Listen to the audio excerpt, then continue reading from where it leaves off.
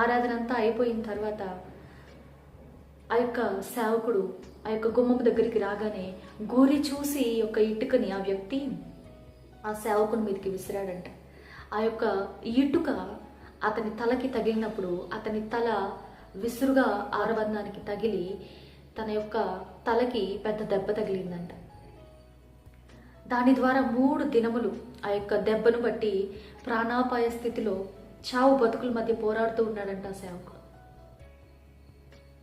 దేవుని యొక్క కృపను బట్టి ఆ అపాయమును తప్పించుకున్నాడు.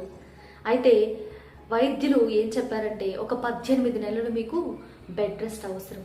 మీ హెడ్ ఇంజురీ, మీ యొక్క తలకు తగిలిన ఆ యొక్క దెబ్బ మానాలి అంటే 18 నెలలు పడతాయండి. మీరు ఎక్కడికి వెళ్ళకూడదు, మీరు హాస్పిటల్లోనే ఉండాలి అని చెప్పారంటండి.